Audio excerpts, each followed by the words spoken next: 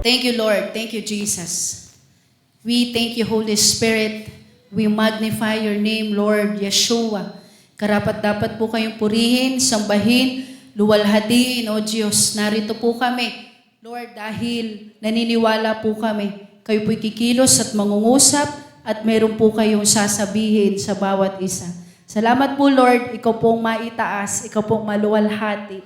Pangunahan niyo po kami, Lord God. Lord, sa aming pong pagtanggap ng inyong salita, nagdideklara po kami in Yeshua's name ng iyong kapangyarihan, ng pangungusap ng banal na Espiritu na hindi lamang po namin ito maririnig, Lord, o papakinggan, kundi uunawain po namin, Lord, ipapamuhay po namin kung ano po ang nilalaman ng inyong salita. Salamat po, ikaw pong maitaas, Lord. We give you back all the glory and honor and praises, Lord. In Jesus' name, Amen. Thank you po, Lord. Sige po, tayo po lahat ay makakaupo na. Thank you po, Lord. Pwede po ba tayong magpasalamat sa Lord? Hallelujah. At sabihin mo lang, thank you po, Lord. Praise God. At good morning po sa lahat ng mga naka-join po sa atin, sa ating pong live. At shalom po sa inyong lahat. Pwede kayong magbatian po dyan ng shalom. Shalom sa isa't isa. Pwede ba sabihin mo sa katabi mo, bless ako, kapatid, nandito ka ngayon. Amen. Boker Tov. Sabihin mo sa kanya, Boker Tov, kapatid. Thank you po, Lord. Praise God. So, today, ito pong umagang ito, sino pong nagising ng mga madaling araw na pagkalakas-lakas ng ulan, di ba po? Grabe po sabi ko nga, parang ibinubuhos talagang, pour out talagang buhos. Sabi ko, Lord, pero habang naririnig ko po yung ulan na yon na pagkalakas-lakas po, ako'y nagdideklara na kung saan, Lord, yung nangangailangan, di ba tayo ng tubig? Ngayon naman, sumobra daw ngayon. No? Pero nagdideklara ako in the Spirit, meron ding pinupour out ang Diyos sa atin. Amen. Na kung saan, titignan natin na para talaga pong iba yung, ewan ko kung ganun din po yung naririnig nyo, na ang lakas po talaga. Yung para talagang todo, parang grabe talaga yung tapos kala mo, hihinto na, pero meron pa. Yung talagang ganun talaga parang ibinubuhos na. Hindi lang yung bagsak talagang parang sinasadya na yung, alam mo yun, yung parang buhos talaga, no? Pero sinasabayan ko po in the spiritual realm, in the spirit, meron ding ibinubuhos ang Diyos sa bawat sa atin. Amen? Meron ding ginagawa ang Lord. Although, tayo pong lahat ay pwede natin sabihin na nakakaranas tayo ng pagsubok. Ang ating bansa, nakakaranas ng pagsubok. No? May mga ilan pong mga apektado talaga ng mga bagyo na ito. Ano na ba yung bagyo? May pa rin ba? No? O iba na ba? Yung habagat na po, no, 'di ba? Pero yung mga dumaang bagyo si Luis at si Maymay. Pero yung pag-alis nila, doon yung malakas yung habagat yun yung talaga po nagdala ng malakas na hangin at saka ng ulan. Pero salamat po sa Lord at tayo po'y patuloy na iingatan at iniingatan ng Diyos. Pero kailangan lang po tayong makitaan ng Lord na tayo po ay tumutugon sa kanyang pagkatawag. Amen? Kung tayo man po hindi masyadong apektado, kapatid, kailangan mong mag-respond doon sa pagkatawag ng Lord. Marami ngayon ang mga naaapektuhan ng bagyo. Pero hinihingian tayo at hinihintayan tayo ng Diyos ng pagtugon, pananalangin para sa iba naman po na nakakaranas po ng bagyong ito. Amen? So, sa kainta nga lang po, sa Taytay, grabe na po yung baha. Thank you po, Lord. So, ang title po ng mensahe natin sa oras na ito, The Power of Renewed Mind. Na-share ko na po ito unti sa inyo. Kung kayo po'y nagbasa, nag-send po ako ng devotion sa inyo, no, sa ating pong GC. Isa po iyan sa mga na-devotion ko po. Sabi dito, the power of a renewed mind. Inaaral po natin yung mga nakalipas na linggo, buwan, patungkol po sa pagre-renew ng mind na kung saan sinasabi ng Lord sa atin, no, that we should renew our mind. No? Kasi hindi po pwedeng sasabihin natin, tayo Kristiyano, pero walang pagbabago na nangyayari po sa ating buhay. So tignan po natin, the power of a renewed mind. Many believers want a changed life. Tama po ba? Maraming Kristiyano na, o pwede na natin po sabihin mga believers, gusto mabago ang kanilang buhay. But God begins transformation in a different place. Ano po iyon? Yung mind. Gusto ng Panginoon may mangyaring transformation. Sabi mo nga, transformation. May mangyaring transformation. Saan daw po? Sa atin pong mind. No, sabi po ni Apostle Paul, pwede niyo po akong sundan kung kayo po may mga dalang Bible, no? Sa Romans 12 verse 2. Sige, buksan po natin kung kayo po may mga dalang Bible. Romans chapter 12, ito'y familiar po sa atin. Chapter 12 verse 2. Sabi po dito, do not conform any longer to the pattern of this world, but be, ano daw po? Transformed by the renewing of your mind. Then, you will be able to test and approve what God's will is, His good, pleasing, and perfect will. Sa ibang version naman po, sabi dito, do not be conformed to this world, but be transformed by the renewal of your mind, that by testing you may discern what is the will of God, what is good and acceptable and perfect. So sinasabi po, kailangan daw matransform daw po yung atin pong mind. Yung matransform daw po tayo through renewal of our mind. So that daw po, pag may testing na nangyari sa atin, ano daw po, magkakaroon tayo ng spirit of discernment. Sabi mo nga, discern. Ano daw po madidiscern natin? What is, ano daw? The will of God. Ang maunawaan mo, malalaman mo kung ano ang kalooban ng Diyos.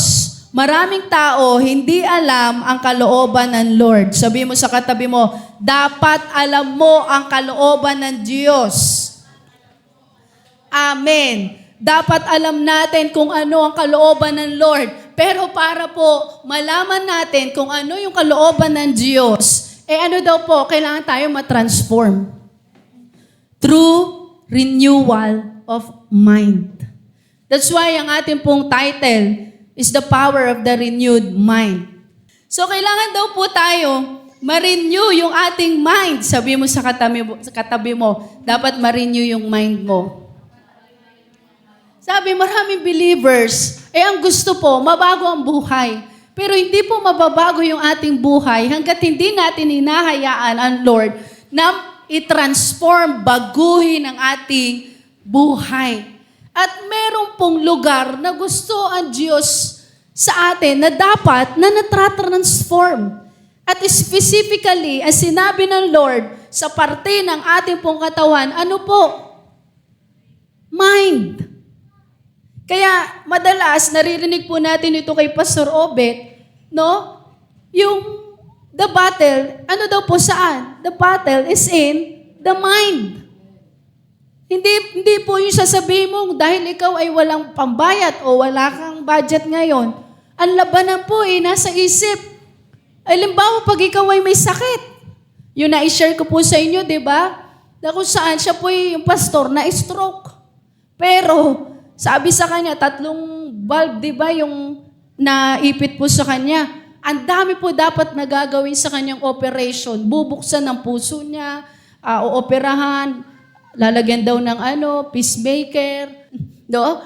Ang dami daw pong gagawin dapat sa kanya. Pero alam mo, nilabanan po niya yung, yung mga naririnig niya, yung mga emosyon niya, yung mga sinasabi ng feelings niya. And talaga pong delikado na yung kanyang sitwasyon niya. Pero mo, tinanggihan po siya sa mga ospital. Pero alam niyo po, pray lang siya. Lord, inuutusan niya yung isip niya, hindi niya ini-entertain kung ano yung sinasabi ng emosyon niya, kung ano sinasabi ng maraming tao. Alam mo, diniklarahan niya yung katawan niya. Sabi niya, Jesus' name, merong miracle na mangyayari sa akin. Babangon ako agad, ako. At dami niyang diniklara sa sarili niya. Yung faith niya, diniklar niya po. So ito po nangyari. Nagulat yung doktor. Yung sinabing baradong 3, naging 1 na lang. Kaya walang nangyari pong binuksan ang kanyang puso, inoperahan, walang nangyari sa kanyang ganon. Sabi ko, Pastor, ano na lang ginawa sa inyo? Ano na lang po? Wala, gamot na lang ang binigay sa akin.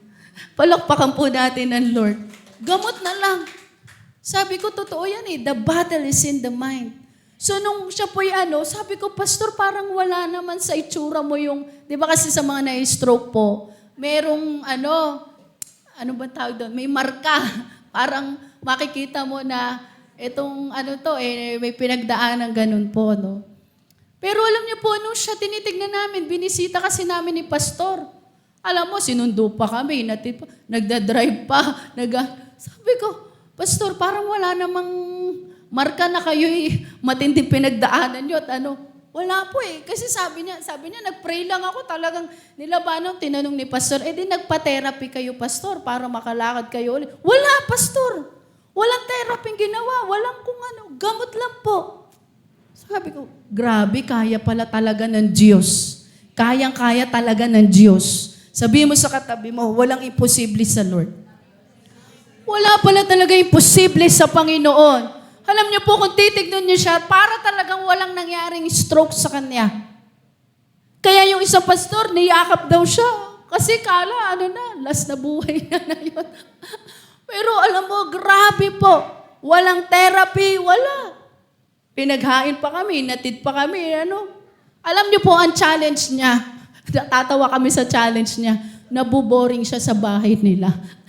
Sabi ko, yun talaga, nabuboring. Kaya, nagchat-chat po yun, Oy, bisitahin niyo naman ako, pastors. Naawa na si Pastor Giovanni. Sige na nga, bisitahin na nga. Talaga nagaan siya, Pastors, bisitahin niyo naman ako dito. Ganyan. Pero alam niyo po, sabi niya, hindi. Sabi niya, hindi ko nilagay sa isipan ko na ako'y ma-stroke, ako'y magiging baldado. Hindi ko in-entertain yan, sabi niya. Hindi niya in-entertain na paralyzed na yung kanyang katawan. Kapatid, the battle is in the mind. That's why, ang instruction ng word ng Lord sa atin through Paul, kailangan pong ma-renew yung mind, ma-transform, para ma-discern daw natin, maunawaan natin, ano ba ang kalooban ng Lord? Ano ba yung mabuti sa paningin ng Diyos? Ano ba yung acceptable sa paningin ng Lord? Ano ba yung karapat-dapat? Ano ba yung nakaka-please sa Diyos? Hanggat hindi nare-renew yung mind, hindi mo maunawaan ano ba ang nakakalugod sa harapan ng Diyos. Kaya maraming tao, hindi ma-please ang Diyos, gawa ng kung ano kasalanan. Bakit? Anong kulang? Ma-renew yung mind. The world constantly tries to shape our thinking. Yan ang gusto ng mundo na pangunguna ng kaaway. No? Yung atin pong isipan, siya yung mag-shape, maghubog yung mundo through culture, fear, pride, temptation, at kasinungalingan. Sabi dito, if we are not careful, our mind slowly begins to follow the pattern of the world. Ang instruction ng word ng Lord sa atin, ano daw po? Huwag kang makiayon sa pattern ng mundo. Kaya lang, kahit Kristiyano, nakiki-pattern. Kahit Kristiyano na, sumusunod, nakikiayon pa rin, nakikipag-compromise pa din sa mundo. Ang instruction ng Lord sa atin, huwag tayong makiayon sa mundo. Pag tayo po'y patuloy na nagpa-follow sa pattern ng mundo, anong makukuha natin? Fear, pride, lies, temptation. Pero kung tayo po'y hahayaan natin yan sa ating mga buhay, kapatid, ayaw ko po sabihin, pero ang totoo, hindi ka talunan. Hindi po tayo talunan. Amen. Pero kung hahayaan natin na tayo po'y sumusunod sa mundo, tayo pa yung sumusunod sa pattern ng mundo, pwede at posible tayo maging talunan. Kailangan sa Lord tayo mag-follow. Sabi, but God calls us to something greater, transformation. Sabi mo nga, transformation. The word transform comes from the Greek word metamorpho. Naalala niyo po, na-share ko ito. The same word used to describe a caterpillar become a butterfly. Napag-aralan natin yan nung tayo yung mga elementary. Amen. No, sabi, it is not a small adjustment. It is a complete inner change. Hindi lang po sa physical na merong nangyayaring transformation o pagbabago. Pati kaloob-looban. Merong change, transformation na nangyayari po. Lalo na kung tayo po, no? Lalo na kung tayo hayaan natin spiritually na hayaan natin ng Diyos, baguhin tayo. Kapatid, hindi lamang po pati sa physical. Ang totoo, manifestation na lang yung sa physical. Ang una, yung nasa loob. Puso natin, isipan natin. Ito nga sinasabi, mind. Amen. Sabi, and that change begins when our minds are renewed by the Word of God. Sabihin mo nga, Word of God. Magsisimula daw po ang pagbabago ng ating pong mga isipan sa pamamagitan daw po ng Word of God or salita ng Diyos. Sabihin mo sa katabi mo, I declare Word of God sa iyo, kapatid. Amen. That's why ang Word of God ay napaka-importante po sa ating buhay. Amen. When the mind is renewed, nakalagay ba dyan? Ayan, pwede ba natin basahin? When the mind is renewed, ano pong pwedeng mangyari? 1, 2, 3, fire. Fear is replaced with faith. Lies are replaced with truth. Confusion is replaced with wisdom. Sinful patterns lost their power. Amen. Yung takot. Pag tayo daw po na-renew yung ating isipan, imbis na matakot ka, ano makikita sa iyo ng kaaway? Pananampalataya. Sabihin mo sa katabi mo, deklaraan mo, I declare faith sa iyo. Yan po ay sa mga renewed. At hinahayaang baguhin at i-transform sila ng Panginoon. Fear is replaced with faith. Yung kasinungalingan, ano daw po, are replaced with truth. Ano pa? Confusion is replaced with wisdom. Ito po yung challenge, no? Madalas sa atin. Madalas tayo confused. Yung hindi po natin alam ano na yung gagawin natin. Nararanasan niyo po ba yun?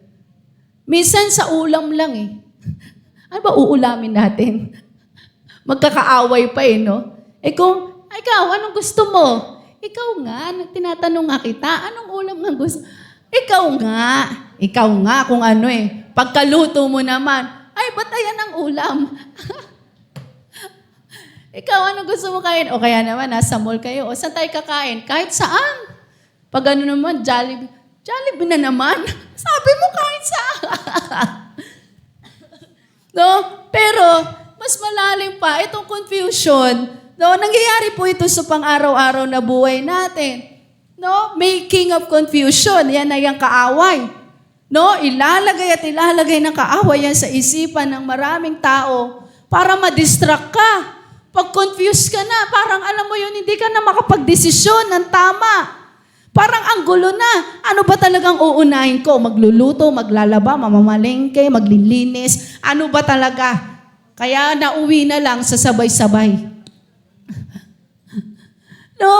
Litong-lito ka na. Even yung pagdesisyon sa buhay, Sa spiritual, sa calling, lalakaran ko ba o magbi-business muna ako o magtatrabaho muna ako? Wag na muna akong maging worker, wag na muna akong sumunod sa Lord.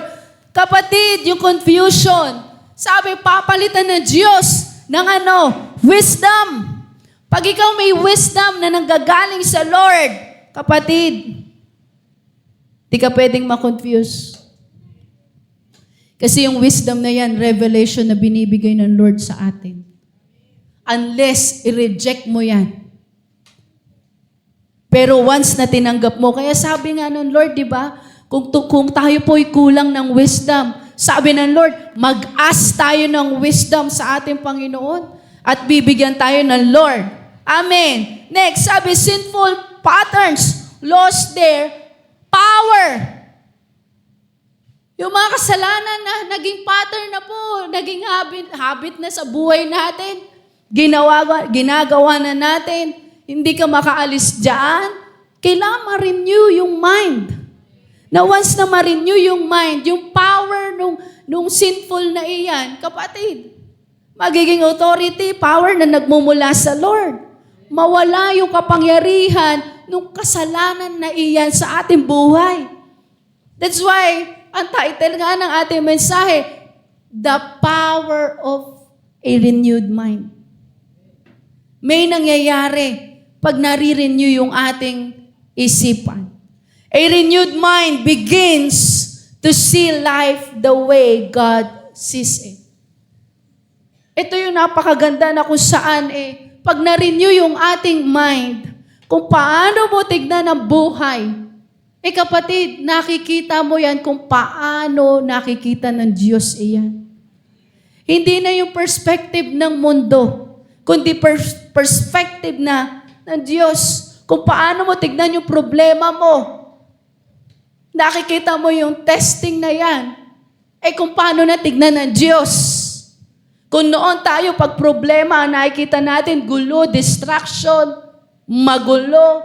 Pero ngayon sa atin, nakikita natin na pag may mga challenges, victorious na tayo dyan. Amen. Kaya hindi tayo nagre-rely lang dun sa physical, literal na nakikita po natin. Kundi nagre-rely tayo sa kung ano sinasabi ng Diyos sa atin. Kung ano yung naririnig natin mula sa Lord. Kung ano pinapakita ng Lord sa atin. Amen? That's why we need to renew our mind. Sabi, a renewed mind begins to see life the way God sees it. Hindi mo na siya makikita na ang buhay ang bigat. Ang buhay ang hirap. Ang buhay walang kwenta. Ang buhay parang gulong. Ang buhay puro problema. Hindi. Nakikita natin na ang buhay pinagpala ng Diyos. Katagumpayan, pinagbayaran ng Lord. May dugong inalay ang Diyos. Amen. Kaya yung buhay natin, enjoy mo yan, kapatid. Amen. Hindi tayo papayag na tayo may stress, ang tawag doon, ma-depress. Hindi po. Hindi tayo papayag. Bakit? Buhay to binigay ng Diyos. Amen. I-enjoy mo buhay mo. Pasalamat ka sa Lord. Pag-gising mo, humihinga ka. Pag-gising mo, gising pa yung pamilya mo. Ipagpasalamat mo sa Diyos. Wala ka sa ospital, wala tayo sa ospital. Ipagpapasalamat natin sa Panginoon. Amen. Kaya sabihin mo sa katabi mo, i-enjoy mo yung buhay mo, kapatid. Enjoy mo buhay mo. Marami mang pong challenges. Marami mang testing, problema. Pero wag mong kalimutan ang sabi ng Lord through Paul. Rejoice in the Lord always. Inulit pa, I say it again, rejoice. Sabi mo sa katabi mo, rejoice, kapatid. Amen. No? Alam niyo po, itong mga nakalipas na araw, si Pastor, nagluto siya ng ang tawag dito, bukod sa munggo, yung alokbati. No, nakaano na ba kayo? Alokbati na may malunggay. Naglutas, nilagyan ni Pastor ng Ano ba inilagay mo? Sardinas ba? Sabi ko, kakainin kaya to nila Ahaba. Pero tignan natin. Pero kumain, sarap na sarap. Kailan niluto ni Pastor yun? Handa ni Pastor yun, birthday niya. Pero alam niyo po, hindi na tinitignan yung sarili namin na parang kawawa naman tayo. At hindi po. Tuwan-tuwa kami, nagtatawanan pa kami. Enjoy na enjoy si Ahaba. Kasi marami may ayaw ng alokbate kasi para din siyang medyo saluyot din siya. Kasi medyo alam niyo na, parang si Ezekiel.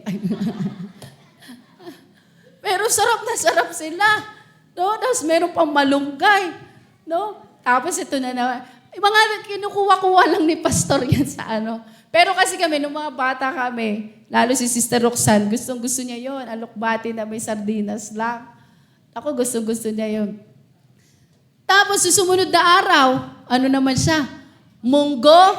Munggo naman na meron namang ang tawag dito, bunga ng malunggay naman. Alam niyo po yung bunga ng malunggay. Sabi ko nga, kinakain pala yan. No? Pero gusto-gusto nila Pastora Cynthia yan. No? Sabi ko, kain naman sila. Yung munggo na may malunggay namin, parang tatawa kami. Umabot ata ng 2 araw yata kasi ang daming niluto ni Pastor. Nakakatawa. Biro mo, inalmusal, tanghalian, gabihan, kinabukasan ulit. Kinakain naman nila, Ahaba nila Israel. My favorite, gagano pa si Israel. Kinakain naman po. Kapatid, enjoy mo buhay mo. The battle is in the mind. Kung halimbawa ba sardinas nasa harapan mo, bagsak na ba buhay mo? Pasalamat ka sa Lord, may kakainin ka pa. Amen. Kagabi nga po nakakatawa. Kasi napa-intercede kami. Kasi nung lakasan ng ulan, may narinig ako una, push! Uy! Sabi ko, Pastor, saan yun? Wala naman kami unang naaamoy. Sabi ni Pastor, baka lang yun, may bumagsak na ako. O, sige, bagsak ka, baka may bumagsak na baka di ganyan. Maya-maya siya na yung nakarinig, puk, puk, puk. Ganon na, takbo siya, binaba niya agad yung switch. Yung mga outlet, nagputukan. Siyempre kakabahan ka dahil Tapos, eto pa, ang dami namin sinampay sa loob ng bahay kasi sabi ko, Pastor, ang dami nating sinampay pa dito. Di si Israel, pray kami. In Jesus' name, sabi ni Israel. Malamami biyan. In Jesus' name. Di nagpipray po. Pipray kami. Di ni Pastor. Talagang patay yung ilaw namin. Sa madaling salita po, hindi kami nakapagluto, hindi puro pa naman kami. Yung electric, yung mga gamit po namin. Lahat ng outlet namin, hindi na gumagana. Kaya ang ginawa na lang ni Pastor, umano na lang siya sa ilaw at nag-extension, yun na lang po para lang maka-charge kami. Sa madaling salita, walang ulam. Hindi kayo makalabas. Ang lakas-lakas po ng ulan. Kaya alam, munggo na naman pala. Pangatlong araw. Kala ko hanggang Friday lang yun. Ay, umabot nga ng Sabado. Actually, meron pa talaga. Sabi ko, naku, walang ulam. Alam niyo po, ginawa ko, buti na lang, meron ng kanin kami. Ang ginawa ko, ininuhan ko na lang ng toyo, tsaka ng onting mantika. Aba, dami naman nakain. 1 more, 2 more. Sabi ko, alam mo yun, the battle is in the mind. Kung iisipin mo, tinitignan mo yung anak mo, kawawa naman yung anak ko, toyo lang masarap din yun Sabi ko nga noon kami, yung naglalaro kami minsan, ang kinakain po namin, naranasan nyo na yung kape, nalalagyan ng kanin. Di ba? Ang sarap kaya nun. Nasa baso lang, gaganunin mo. Pero walang creamer, di ba? Yung lang, oo. Ay ko, ang sarap kaya nun. Sabi ko, nung mga bata nga kami, ganyan. Alam mo, the battle is in the mind Kung iisipin mo na parang kawawa ka, talagang magmumukhang kawawa ka. Pero i-enjoy mo yung buhay mo. Salamat ka sa Lord. May pagkain ka pa. May kinakain ka, may bigas ka. Pagpasalamat mo sa Panginoon. Amen. Hallelujah. Umaga, natatawa ako dahil hindi nga makalabas-labas. Ako, nagluto si pastor ng, alam niyo na, manapak. O ayan, meron na namang manapak. Kapatid, enjoy mo yung buhay. It depends kung paano mo nga nakikita yung buhay mo. Tinitignan mo ba yung buhay mo sa sarili mo lang? O tinitignan mo yung buhay mo kung paano tinitignan ng Diyos? Amen. Kaya kung renewed ang mind mo, hindi mo iisipin na kawawa ka eh.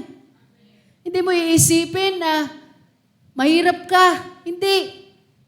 Ang totoo, nakalagay na sa isipan mo, victorious ka. Sabi pa sa Bible, more than conqueror tayo. Amen. Sabi mo sa katabi mo, kapatid, victorious ka. Amen. Hallelujah. Thank you po, Lord.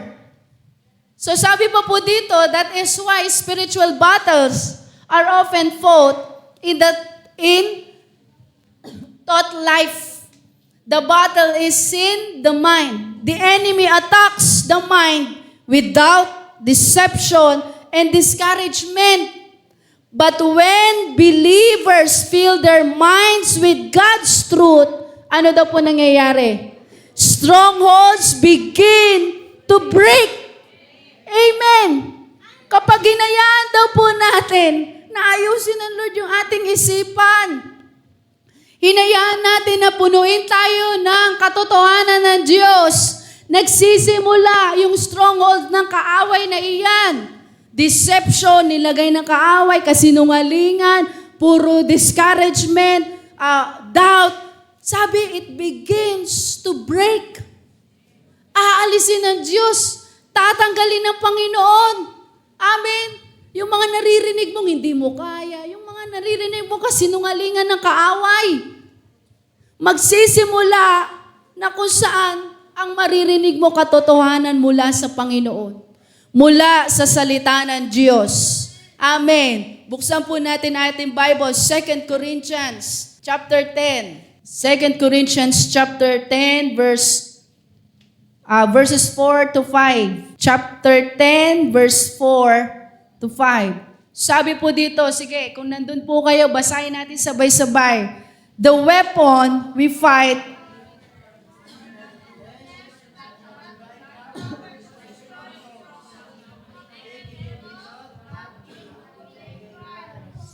Amen. Sabi, for the weapon of our warfare are not, ano daw po, of the flesh. Hindi ito labanan ng pisikalan. Kundi ano daw po, but have divine power to destroy strongholds. Inuugat, kaya naunawa niya ng mga intercessors na hindi lang nagpipray, kundi inuugat, inaalam, ano ba yung meron, ano yung strongholds na nakapasok, ano yung bukas na pintuan na naipasok ng kaaway yung kanyang paa at hindi na maisara.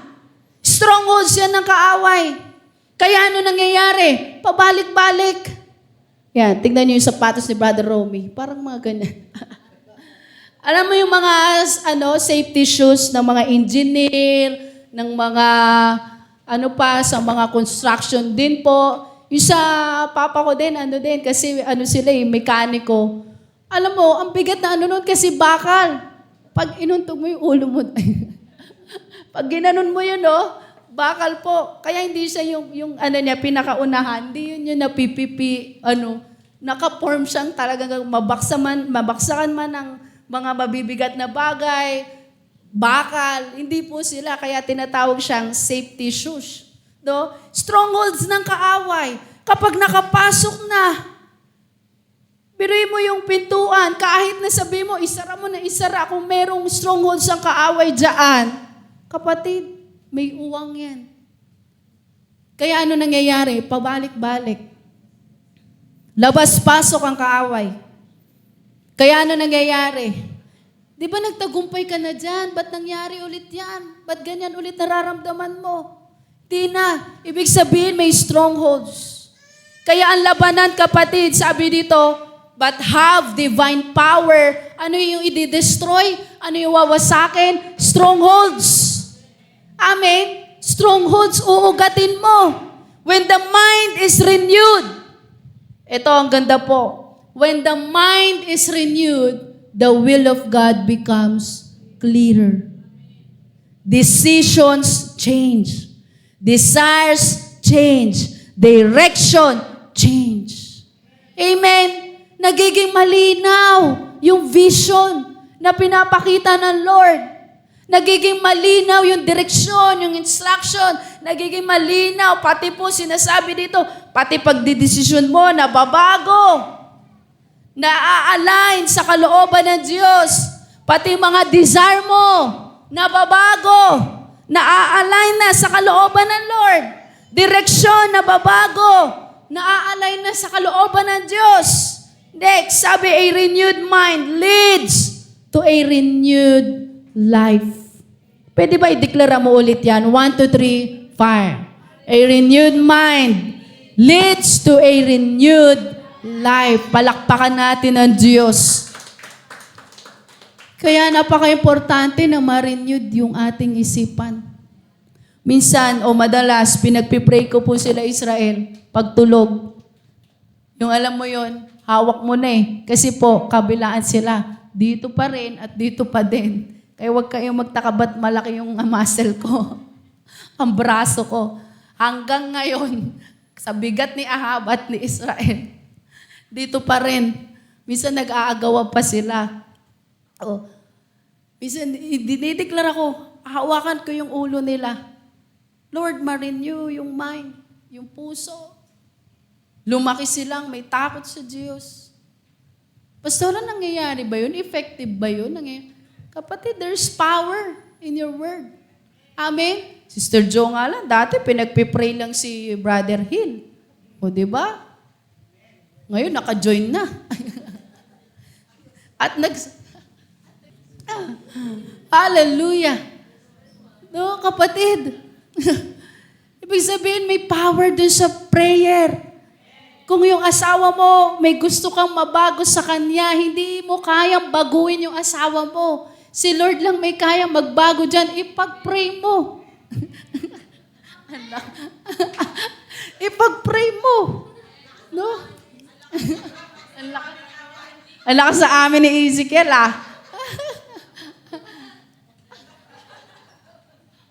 No? Ipag-pray mo. Wala imposible sa Diyos. Ang dami po naming mga naririnig na gano'n, na, Pastor, pinag-pray ko lang. Araw-araw ko pinag-pray. Araw-araw na. No? Lahat na ng prayer. Sabihin mo, may kapangyarihan yan, may nangyayari dyan. Huwag kang tumigil. Once na tumigil ka, doon na. Doon na nawawala. Amen. That's why a renewed mind leads to a renewed life. Amen. Gusto mo mabago buhay mo, unahin ito. Amen. Next, the transformation God wants to do in your life begins with what you allow to shape your mind. Doon po pala magsisimula iyon. Kailangan matransform. Naisip po natin na baguhin tayo ng Diyos. Doon magsisimula na mahubog yung ating isipan. Kapatid, hangin ba yun? No? Kailangan po tayong matransform. At ang pwede lang mag-transform ng ating isipan na magbago, mag-renew po niyan, walang iba kundi ang ating Diyos. Last, sabi po dito, feed your mind. Nandiyan na ba si Sir Nicole? Sabi dito, feed your mind with God's Word. Isang paalala ng Diyos sa atin. And watch your life begin to change. Kapatid, sa panahon na ito, marami pong ipinapasok ang kaaway sa atin. Ngayon nga daw, puno na puro AI. Hindi na nag-iisip. No? Kahit assignment ng anak. No? Ang dali na po kasi. Kahit ngayon sasabihin mo, ikukumand mo lang. Halimbawa sabihin mo, 8 times 3 equals square root of ganito, ganyan. Andan na. O kaya naman, ito nga po tinry ko. Kasi merong assignment sila Israel. Hindi ko maintindihan yung sulat ni Israel. Alam mo, pipicturan mo lang eh. Pipicturan mo. O isend mo po doon sa AI o Gemini. Ala, naiintindihan ni Gemini. Isisend sa'yo. Ay ko, ala, naiintindihan.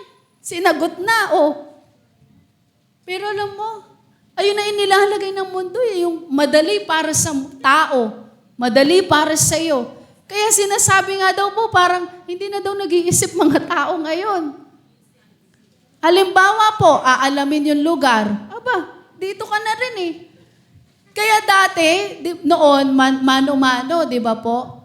Pag nakapunta ka doon sa isang lugar na yon, nalalaman mo na. Tapos aalamin mo, magtatanong ka sa iba, gato. Ngayon po, kahit hindi mo pa napupuntahan yung pagkalayo-layo yun, aba, sabihin mo lang yung address, o yung exact address. O, ayan na, ipipin mo lang, o iano mo lang sa map, o sa Waze. Wala na, hindi na po yung sasabihin mo, mag-iisip na, saan nga ba yung Guadalupe? Saan nga ba yung ano? Hallelujah! Kapatid, but we need to renew our mind. Kailangan po tayong matransform. A renewed mind leads to a renewed life. Gusto natin mabago yung buhay natin. Hayaan natin, pasimulan natin dito sa Lord. Amen? Kasi specific ang sinabi, kailangan ma-renew. Ano daw po? Mind. The battle is in the mind. Paano mo titignan ang sitwasyon mo ngayon? Paano mo tinitignan yung sitwasyon mo ngayon? Paano mo tinitignan yung mga pagsubok mo ngayon? Paano natin tinitignan yung mga nangyayari sa atin, sa paligid natin ngayon? Paano mo tinitignan na ito lang, bagyo?